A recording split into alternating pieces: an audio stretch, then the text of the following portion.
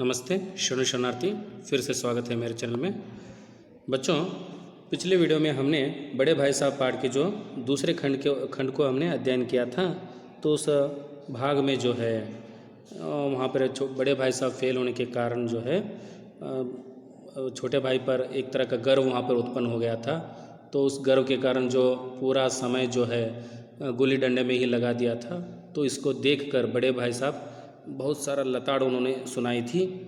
तो उस लताड़ में जो है एक दर्जा पास होने के कारण तुम जो इस तरह का गर्व कर रहे हो, तो वहाँ पे विषयों की कठिनाई कैसे आ जाती है। यानी बड़े भाई साहब को हुई जो कठिनाइयाँ पढ़ाई में, जो समस्याओं को यहाँ पर बताया गया है, बताया उसने उस समय, जैसे कि अंग्रेज़ी का जो वहाँ पर समस्या, या ज्योमेट्री, या इतिहास, या निबंध लिखते समय कितने पन्ने वहाँ पे रंगने पड़ते हैं, इन सभी समस्याओं के बारे में हमने अध्ययन किया था।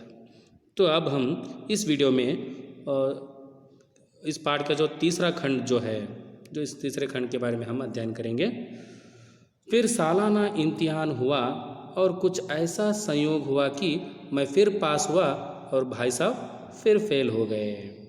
देखिए यहाँ पर इतनी सारी लताड़ सुनाने के बाद जो संयोगवश जो पिछले वर्ष जो घटनाएं घटी थी, ठीक उसी प्रकार की घटना इस साल भी वहाँ पर हो गई है ना। जो छठी कक्षा में वहाँ पे जो छोटे भाई पास हो गए थे, और अब वो कहाँ से 7वीं कक्षा भी वो पास हो गए हैं। और यहाँ पर बड़े भाई साहब फिर से उसी कक्षा में वो फेल होकर बैठ गए हैं।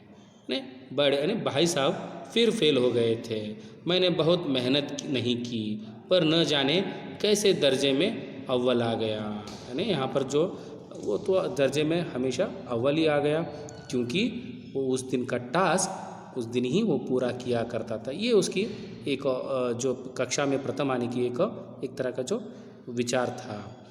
मुझे खुद अचरज हुआ, लेखक को एक तरह की हैरानी थी कि बड़े भाई साहब इतना मेहनत करते हैं। भाई साहब ने प्राणांत तक परिश्रम किया, प्राणांत तक मतलब प्राण के अंत हो जाए, इस तरह का जो है कड़ी मेहनत जो उन्होंने किया था। तो मैं तो यहाँ पर मुझे आश्चर्य करने की यह बात है कि मैं कक्षा में वहाँ पर प्रथम आ गया। कोर्स का एक एक शब्द चाट गए थे बड़े भाई साहब। जो है उस साल का जो सभी किताबें जो हैं, वो किताबों को शब्द चाट गए थे। शब्द चाटना मतलब इस मुहावरे का अर्थ होता है अच्छी तरह पढ़ना। एक एक शब्द को पढ़ा था। 10 बजे रात तक इधर, 4 बजे बोर से उधर, 6 से 9:30 तक स्कूल जाने से पहले। देखो अपना समय कहाँ कहाँ पे उन्होंने पढ़ाई में लगा दिया था। लेकिन आपने पिछले जो खंडों में वहाँ पर आपको पता है कि उनको कठिनाई कहाँ कहाँ पे है, लेकिन वो अपनी समस्याएं अपने मन में ही छिपा कर रखते हैं। नहीं, शिक्षक को वहाँ पर पूछा नहीं करते हैं। कुछ बच्चे ऐसे भी रहते हैं जो उनकी जो पाठ में आने वाले समस्याओं का समाधान शिक्षक से पूछकर वो उसको समाधान नहीं किया करते हैं। जो समस्या जो है, प्रश्न जो है, वो मन में ही रह जाता है, ठीक बड़े भाई साहब की तरह। इसलिए वह बच्चे जो है परीक्षा में कम अंक लेते हैं। तो ये यहाँ पर बात कहने की बात है। मुद्रा देखो, आजकल जो है उनकी जो मुद्रा मतलब यहाँ पर फेस जो है ना, मुख, चेहरा जो कहते हैं, चेहरे का भाव कांतिहीन हो गई थी। कांतिहीन मतलब पूरी तरह से वो पूरे एक तरह का डल जो है ना, पूरे से निराश भाव थे वहाँ पर। मगर बेचारे फेल हो गए। कितना वहाँ पर वो इतना कड़ी मेहनत करने के बाद भी, परिश्रम करने के बाद भी वो फेल हो गए। मुझे उन पर दया आती थी, उनको देखकर मुझे दया आने लगी। है ना, उन पर मर्सी जो कहते हैं। नतीजा सुनाया गया। जब रिजल्ट जो बताया गया तो वह रो पड़े। देखिए वो उनकी जो रिजल्ट जब इस तरह के बताने पर जो बहुत ही दुख हो गए थे। और अगला पन्ना,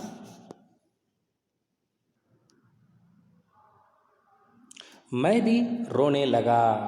अपने पास होने की खुशी आधी हो गई। जो अपने पास की जो होने की खुशी थी, जो मैंने वहाँ पे पास कर ली थी, तो वो खुशी तो और बात है, लेकिन भाई साहब के दुख के सामने मेरा जो खुशी कुछ फीका पड़ गया। मैं भी फेल हो गया होता तो भाई साहब को इतना दुख नहीं होता, लेकिन विधि की बात कौन टाले। अरे अगर मैं भी वहाँ पर उनके साथ फेल हो गया होता तो भाई साहब को दुख न होता, इतना दुख न होता कि मैं फिर से जो अब कक्षा में प्रथम आ गया हूँ और भाई साहब फिर से फेल हो गए। ये बहुत ही दुख जो है दुगना हो गया है उनको। ये विधि की बात कौन टाल सकता है, कौन रोक सकता है। मेरे और भाई साहब के बीच में अब केवल एक दर्जे का अंतर है। यानी मतलब वो छठी कक्षा लेखक जो उत्तीर्ण हो चुके हैं, पास हो चुके हैं, और बड़े भाई साहब फिर से उसी कक्षा में 9वीं कक्षा में ही रह गए हैं। मेरे मन में एक कुटिल भावना उदय हुई कि कुटिल भावना मतलब एक तरह का जो बुरा विचार यानी गलत भावनाएं जो उत्पन्न हो रही थी कि बड़े भाई साहब एक साल और फेल हो जाएं तो मैं उनके बराबर हो जाऊं। हाँ देखो, और एक वहाँ पे अब वो 7वीं कक्षा पास होकर कहाँ पर आ गए हैं, अब 8वीं कक्षा में आ गए हैं, और केवल 7वीं कक्षा में आ गए, छठी कक्षा पास होकर 7वीं कक्षा में आ गए हैं। तो अब 9वीं और 7वीं के बीच में केवल एक दर्जे का अंतर है, केवल एक क्लास का वहाँ पर अंतर है। अगर भाई साहब और एक बार फेल हो जाएंगे तो दोनों एक ही क्लास में वहाँ पे रहेंगे, बराबर क्लास में रहेंगे। तो इस तरह की जो भावनाएं लेखक के मन में उद्भव हो रही थी। फिर वह किस आधार पर मेरी फजीयत कर सकेंगे। हाँ, अगर तीसरी बार भी वहाँ पर हम अगर बड़े भाई साहब फेल हो जाएंगे तो उनके बराबर मैं हो जाऊँगा, तब उस वक्त वो मेरी फजीयत नहीं करेंगे। फजीयत मतलब है ना जो अपमान करना, जो लताड़ सुनाने की जो बात करते हैं, देखो मैं बड़ा हूँ तो मेरी तरह आप भी काम करो, वैसे ऐसे जो सभी तरह के जो बातें सब बंद हो जाएंगे और अपमान करना भी बंद हो जाएगा। लेकिन मैंने इस विचार को दिल से बलपूर्वक निकाल डाला, यानी मन से उसको निकाल डाला। क्यों? आखिर वह मुझे मेरे हित के विचार से ही तो डांटते हैं। जब भी देखिए कोई हमें डांटते रहते हैं, या बड़े घर के लोग जो हो, बाहर के लोग जो हों, या हमारे जो सीनियर जो हैं, जब हमें कोई बताते रहते हैं, बड़े भाई हो, बड़ी दीदी हो, जो बताते रहते हैं, हमारी जो विचार देखिए, जो इस तरह की जो कुटिल भावनाएं हमारे मन में भी आते रहते हैं। लेकिन उस तरह की जो भावनाएं लेखक को आने पर भी वो उनको टाला था। वो सोचते थे कि आखिर वो मुझे मेरे हित के विचार से ही तो डांटते हैं, मेरे हित के लिए तो ये सभी कार्य करते हैं। मुझे इस वक्त अप्रिय लगता है ना, बुरा, अप्रिय मतलब बुरा लगता है अवश्य, मगर यह शायद उनके उपदेशों का ही असर है कि मैं दनादन पास हो जाता हूँ। धनाधन मतलब फटाफट, है ना। मैं इस तरह से जो पूरी तरह से मैं फटाफट जो कक्षा में जो प्रथम दर्जा में जो वहाँ पर आ जाता हूँ, तो इसका कारण जो है, श्रेष्ठ जो है किसको जाता है? बड़े भाई साहब, क्योंकि उनके डर के कारण ही तो मैं बराबर से अध्ययन कर रहा था। यहाँ पे एक कहने की बात यह है, समझने की बात यह होती है कि अगर बड़े भाई साहब पढ़ाकू जरूर हैं, लेकिन बराबर से पढ़ाई नहीं किया करते थे। लेकिन छोटे भाई जो है, लेखक जो हैं, वो उस दिन का काम अच्छी तरह से वो काम किया करते थे। उस दिन का टास्क जो पूरी तरह से बराबर से किया करते थे। लेकिन यहाँ पे एक समझने वाली बात यह होती है कि बड़े भाई साहब का जो लताड़ न सुनाई दे या नसीहतें न देने पर भी छोटा भाई पास हो जाता था। लेकिन एक तरह का बड़े भाई का रोब जो रहता है घर में, वो ठीक इसी प्रकार रहता है। वो अगर बड़े भाई साहब का रोब न होता, जो दबदबा न होता, फिर भी छोटे भाई पास हो जाते थे। और अगला पैराग्राफ, अनुच्छेद। अब भाई साहब बहुत कम नरम पड़ गए थे। कई बार मुझे डांटने का अवसर पाकर भी उन्होंने धीरज से काम लिया। कितनी बार जो उन्होंने ऐसे मौके मिले, जो छोटे को है ना, लेखक को डांटना का मौका अवसर मिला, फिर भी वो उनको डांट नहीं पाए। वो बहुत ही धीरज से काम किया करते थे, बहुत ही धैर्य से काम किया करते थे। शायद अब वह खुद समझने लगे थे कि मुझे डांटने का अधिकार उन्हें नहीं रहा, यह रहा भी तो बहुत कम, है ना। वहाँ पे थोड़ी बात, कभी कभार थोड़ी ही बात करते थे, लेकिन इतना जो लताड़ जो सुनाते थे, उस तरह की बातें, सारी बातें बंद हो गई थी, नसीहतें देना बंद हो गया था। मेरी स्वच्छंदता भी बढ़ी। मेरी स्वच्छंदता यानी मनमानी, जो मन में आता है उसको करना, जो इस तरह की, क्योंकि बड़े भाई साहब का फिर से पूरी तरह से डर मिट गया था। मैं उनकी सहिष्णुता का अनुचित लाभ उठाने लगा। यानी सहिष्णुता मतलब सहनशीलता, जो सह रहे थे मेरे इस तरह की जो मनमानी कामों को देखकर, मेरे कार्यों को देखकर, वो जो अनुचित लाभ उठाने लगा था, मैं गलत लाभ उठा रहा था। मुझे कुछ ऐसा धारणा हुई कि, धारणा मतलब मन में बैठ जाने वाली विचार, बातें हुई, यानी इस तरह की जो बातें बैठ गई, पास ही हो जाऊंगा। यानी हर बार मैं है अगर इस तरह खेलता ही रहूँगा तो क्या हो जाएगा, यानी पढ़ूँ या ना पढ़ूँ, मेरी तकदीर बलवान है। हाँ, मेरी किस्मत जो बलवान है, आई एम लकी, क्योंकि मैं हर पढ़ाई करूँ या ना करूँ तो मैं पास हो ही जाता हूँ। इसलिए भाई साहब के डर से जो थोड़ा बहुत पढ़ लिया करता था वह भी बंद हो गया। देखो वहाँ पे बड़े भाई साहब के डर के कारण जो वो पढ़ाई किया करता था, अब वो डर मिट गया, अब पढ़ाई भी करना बंद हो गया। मुझे कनकौवा उड़ाने का नया शौक़ पैदा हो गया था। कनकौवे मतलब यहाँ पर कनकौवा यानी पतंगबाजी जो कहते हैं, कनकौवा का अर्थ होता है पतंग उड़ाना। मुझे कनकौवे उड़ाने का नया शौक़ पैदा हो गया था और अब सारा समय पतंगबाजी की ही भेंट होता था। पूरा दिन, अब पहले जो है, पहले भाग में जो वहाँ पर वो पूरी तरह से गुल्ली डंडे में ही वहाँ पे सारा समय लगा देता था। अब वो नया शौक़ जो आ गया है, नई जो रुचि उसको उत्पन्न हो गई है, वो है पतंगबाजी, जो कनकौवे उड़ाने में वो ज़्यादा रुचि रख रहा है, ज़्यादा समय लगा रहा है। फिर भी मैं भाई साहब का अदब करता था, शिष्टाचार मानता था, उनका सम्मान किया करता था, उनकी नज़र बचाकर कनकौवे उड़ाता था। जो उनकी दृष्टि है ना, उनको सम्मान दिया करता था। जब वो नहीं रहते थे, उनको जो आंखें छुपा कर ना, उनको जो पता न चले, इस तरह मैं जो पतंग उड़ाया करता था। मांझा देना, मांझा मतलब एक तरह डोर जो कहते हैं, पतंग उड़ाने की जो डोर, जो एक तरह का बंडल जो रहता है, थ्रेड। कन्ने बांधना, जो सूत्र बांधना कहते हैं, जो पतंग पर धागा बांधना। पतंग टूर्नामेंट की तैयारियां, आदि समस्याएं सब गुप्त रूप से जो हल की जाती थी। सभी कुछ जो टूर्नामेंट, जो उसके पतंगबाजी की जो टूर्नामेंट की उसकी तैयारी जो हो, या समस्या उसके बाद संबंधित कोई समस्या हो, सभी गुप्त रूप से हल की जाती थी। गुप्त रूप से मतलब चुपचाप, जो बड़े भाई साहब को पता न चले। मैं भाई साहब को यह संदेश न करने देना चाहता था कि उनका सम्मान और लिहाज मेरी नज़रों में कम हो जाए। हाँ देखिए, यहाँ पर एक महत्वपूर्ण बात है। मैं भाई साहब को यह संदेह उनको पता न लगने देता कि, ताकि वो उनके सम्मुख जो है मेरा मान सम्मान जो है, जो उनका लिहाज जो है मेरी नज़रों में पूरी तरह से कम न हो। यह वो यहाँ पर इस तरह का जो नियंत्रण किया करता था। नेक्स्ट अगला अनुच्छेद।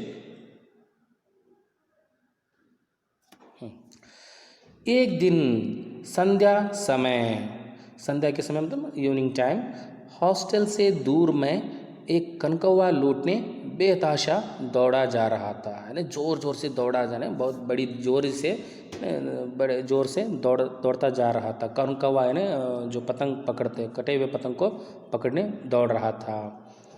आंखें आसमान की ओर थी, यानी पूरा उसका ध्यान जो है पतंग पर था, टिका हुआ था, और मन उस आकाशगामी पातक की ओर था। यानी पातिक मतलब आकाशगामी मतलब आकाश में जो यात्री जो कहते हैं, यानी वही पतंग जो कहते हैं, जो मंद गति से झूमता पतंग की ओर चला आ रहा था। मतलब जो कटा हुआ पतंग यानी झूमते झूमते नीचे जो है पतन यानी गिर रहा था। कैसे, यहाँ पे देखिए, मानो कोई आत्मा स्वर्ग से निकलकर विरक्त मन से, जो कोई विचार नहीं है, वैराग्य होकर कोई व्यक्ति जो है यानी स्वर्ग से यानी वो उसका जो आत्मा जो है यानी निकल कर सीधे धरती पर आकर गिर रही है, नए संस्कार ग्रहण करने जा रही हो।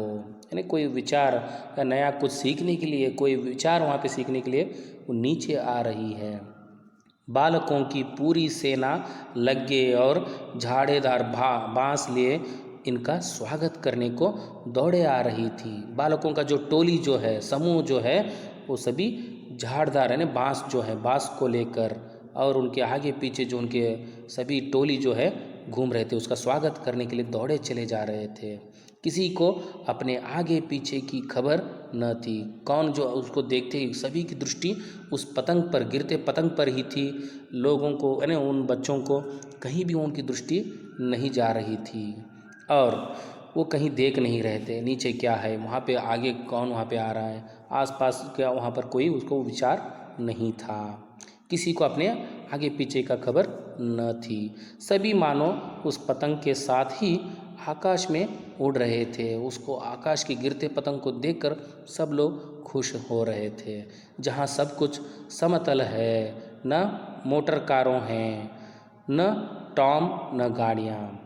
जो इस तरह की जो खुली आकाश यानी खुला मैदान जो वहाँ था, ना वहाँ पर जो सोच रहे थे यानी वहाँ जहाँ सब कुछ समतल है, सभी कुछ वहाँ पर सभी तरह के यानी मोटर गाड़ी भी हैं, न टॉम मतलब यहाँ पर जो रास्ते पे चलने वाले जो ट्रेन जो कहते हैं, एक डिब्बे जो कहते हैं, जो एक के पीछे एक लगे रहते हैं ना, इस तरह की जो ट्रेन गाड़ी जो है वो गाड़ी भी यहाँ पर हैं, उनको खबर नहीं थी। न गाड़ियाँ हैं वहाँ पर, पता नहीं था। और इस तरह के जो वो सभी कुछ बोल गए थे कि इन्हें ज़मीन कैसा है वहाँ पर, पूरी तरह से समतल है, लेवल है। देखो कोई विषय में लेकर बहुत ही मग्न हो जाता है तो आसपास वहाँ पे क्या चल रहा है उनको पता ही नहीं चलता है। जैसे कि आप सिनेमा देखते रहते हैं, कोई विचार आप करते रहते हैं तो आपको वहाँ पे कितना आपके माता पिता हो, कोई चिल्ला आपके मित्र हो या सहेली हो, आपको बुलाते रहते हैं, आपका सारा ध्यान उसी में ही लगा रहता है। ठीक उसी प्रकार जैसे ये बच्चे जो हैं, जो लेखक जो है उस गिरते हुए पतंग की ओर जो लगे हुए हैं, जो समझ रहे हैं कि ये पूरा धरती जो है समतल है, लेवल है वहाँ पर, जो वहाँ पे गाड़ियाँ नहीं हैं, ट्रेन गाड़ी नहीं है। इस तरह की जो सोच उनमें आ गई है कि वो दौड़ते चले जा रहे हैं। और अगला पन्ना।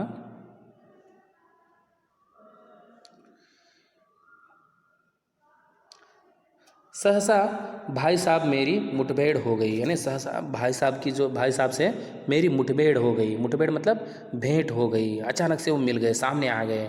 जो शायद बाज़ार से लौट रहे थे। वो कहाँ से? बाज़ार से वापस आ रहे थे, बाज़ार गए हुए थे कुछ खरीदने के लिए।